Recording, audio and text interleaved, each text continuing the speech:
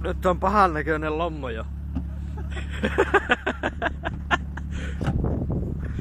Mä kun asentaja on työssä. Mitä? Ei se ihan uusi oo, mutta...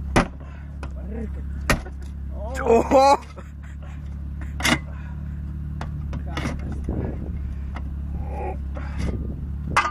On pemarit on hienoja vehkeitä. Eikös ne Vehollekin huolle näitä? Joo.